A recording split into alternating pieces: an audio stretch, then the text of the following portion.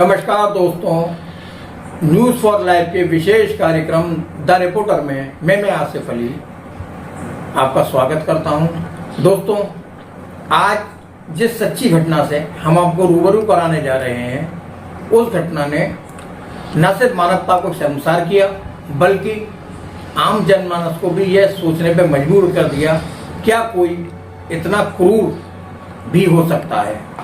दोस्तों, अपराध जगत से जुड़ी इस घटना की शुरुआत मथुरा जनपद के बरसाना थाना क्षेत्र के गांव गाजीपुर से शुरुआत होती है। तारीख थी 12 फरवरी। सुबह का वक्त था जब ग्रामीण अपनी नित्य क्रिया के लिए जंगल आदि जा रहे थे। इसी दौरान उनकी नज़र गांव के बाहर बने शमशान के पास पड़े 5 वर्ष के बच्चे की एक लाश पर पड़ती है और वो देख करके सिहर उठते हैं कि आखिर ये बच्चे की लाश किसकी है। बच्चे के शरीर पर चोटों के गहरे निशान थे, साथ ही उसके शरीर पर सिंदूर लगा हुआ था और लाल रंग का कपड़ा लिपटा हुआ था।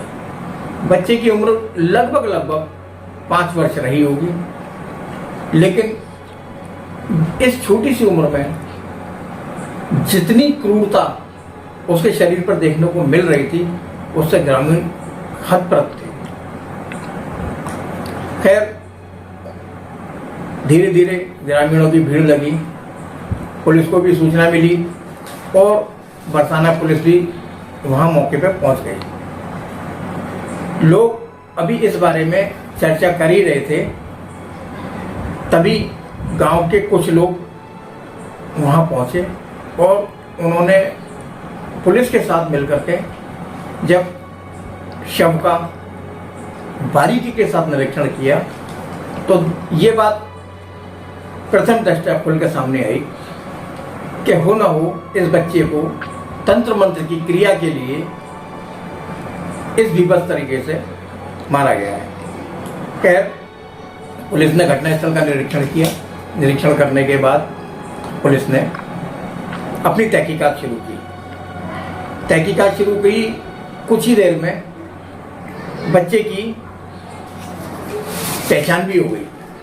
मरने वाला गांव में ही रहने वाले गिरधारी का 5 वर्षीय बेटा हेमंत था। बच्चे का पिता बड़ा सीधा साधा किसान था, उसकी बेचारे से किसी से कोई दुश्मनी भी नहीं थी, कोई रंजिश भी उसकी ऐसी नहीं थी कि जिसके चलते उसके बच्चे की हत्या की गई हो। अब हर आदमी इस बात को लेकर के परेशान था कि तो फिर आखिर इस घटना को अंजाम दिया किसने,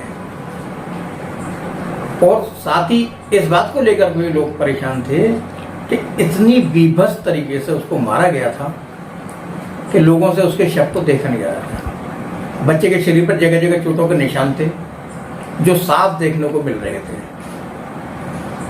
उसके गले में एक लाल रंग का कपड़ा लिपटा हुआ था।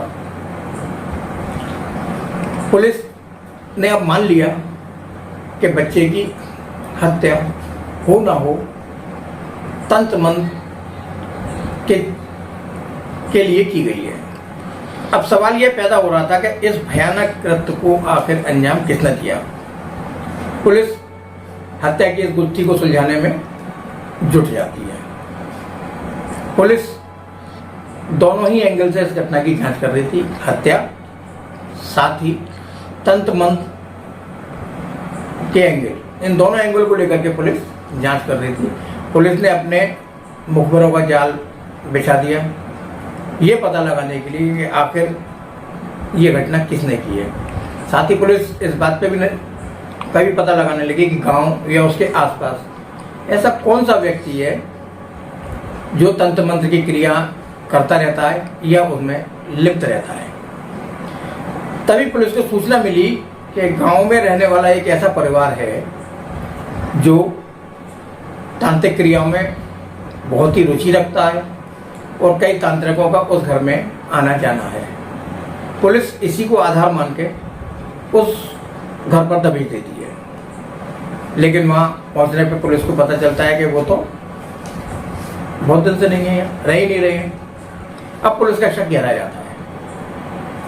पुलिस उस परिवार की तलाश में जुट जाती है कि हो ना हो घटना को इसी परिवार ने शायद अंजाम दिया हो और इसके हाथ आने के बाद ही इस बच्चे की हत्या का राज खुल सकता है। पुलिस अपने तरीके से लगी रही, चीज़ों को आगे बढ़ाती रही। इसी दौरान जब कई दिन बाद पुलिस के हाथ कुछ नहीं लगता है तो ग्रामीणों में इस घटना को लेकर के गुस्सा पनपने लगता है। वो पुलिस के खिलाफ धरना प्रदर्शन शुरू कर देते हैं। बात राजनीतिक दलों तक पहुंचती है। राजनीतिक दल के नेता भी इसमें शामिल हो जाते हैं। वो अपने अपने तरीके से पुलिस के खिलाफ जो है गोलबंदी शुरू कर देते हैं। जब काफ़ी कुछ बवाल शुरू हो जाता है और मामला लखनऊ तक के पुलिस अधिकारियों के पास पहुंच जाता है, तब चीज़ों को दोबारा से एकत्र किया जाता है और बच्चे की हत्या किसने की, क्यों की, उसके बाद काम शुरू हो जाता है। इसी बीच पुलिस को उस महिला का पता चल जाता है जिसके घर पे पुलिस ने दबिश दी थी और ताला लगा मिला था। उस महिला का नाम था कलावती। पुलिस कलावती को पकड़ती है। पकड़ने के बाद उससे पूछताछ करती है। उससे पूछताछ करने के दौरान जो राज पुलिस के सामने खुल के आता है, उससे पुलिस भौचक्का रह जाती है। दोस्तों, कलावती को शादी को कई साल हो चुके थे, लेकिन इसको कोई संतान नहीं थी। संतान न होने की वजह से कलावती मानसिक रूप से परेशान रहती थी। उसने कई डॉक्टरों को दिखाया, चेकअप वगैरह कराया।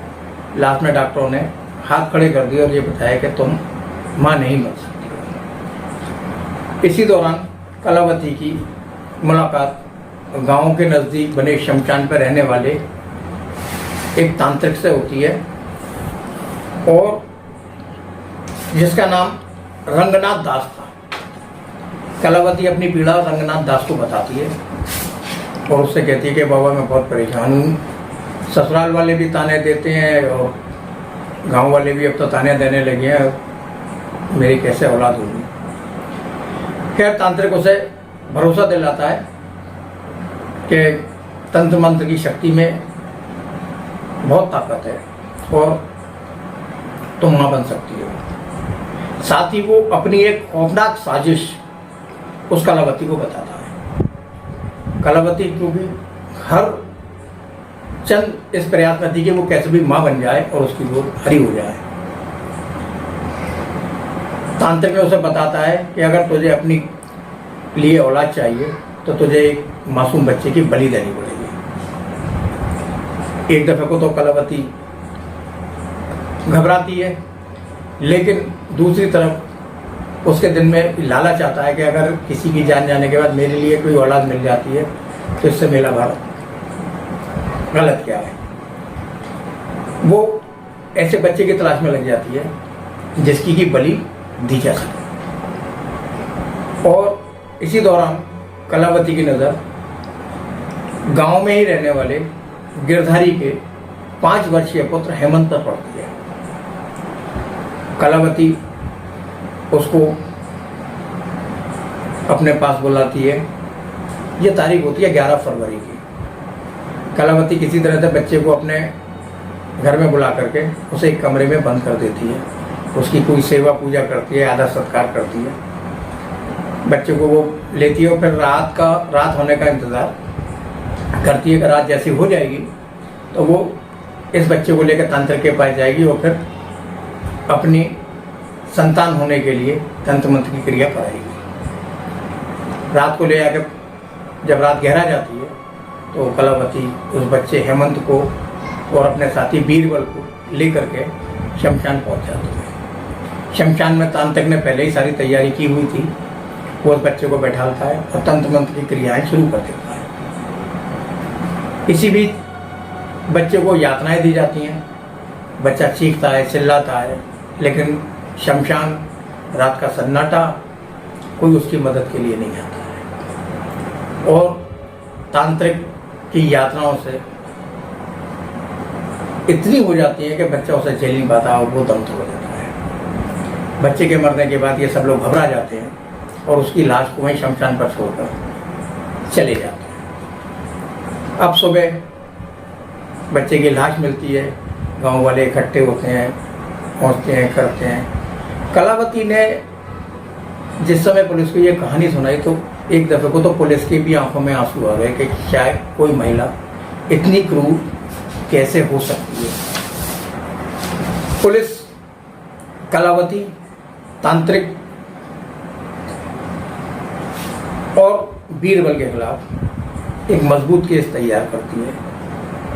तीनों को गिरफ्तार करती है हेमंत की हत्या के आरोप में, जेल भेजती है। मुकदमा अदालत में चलता है, सुनवाई होती है। 31 अक्टूबर 2018 को अदालत बैठती है, कलावती के केस की फाइल खुलती है। तीनों मुल्जिम कलावती, बीरबल और तांत्रिक कटघरे में खड़े थे और इस बात का इंतजार कर रहे थे कि अब जज क्या फैसला देंगे। अदालत बैठती है। जज साहब ने कलावती, तांत्रिक और बीरबल को मासूम हेमंत की तंत्र मंत्र के लिए हत्या करने का दोषी मानते हुए 31 अक्टूबर 2018 को आजीवन कारावास की सजा सुना दी। दोस्तों, कलावती, तांत्रिक और बीरबल वर्तमान में जेल में हैं और अपने किए पे पछता रहे हैं या नहीं पछता रहे हैं ये तो वही जानते हैं। लेकिन दोस्तों, हमारी आपसे यही गुजारिश है कि औलाद और दौलत ये कभी तंत्र मंत्र की क्रियाओं से नहीं मिलती है। ये तो जिसके नसीब में जो होता है वो उसको मिलता है। इस घटना से हमें यही संदेश मिलता है कि अपने फायदे के लिए हमें दूसरों का नुकसान नहीं करना चाहिए। हमारा इस घटना को सुनाने का मकसद आपको डराना नहीं है। हम अपने आसपास के लोगों को देखें, सतर्क रहें, सजग रहें, अपना ख्याल रखें। नमस्कार।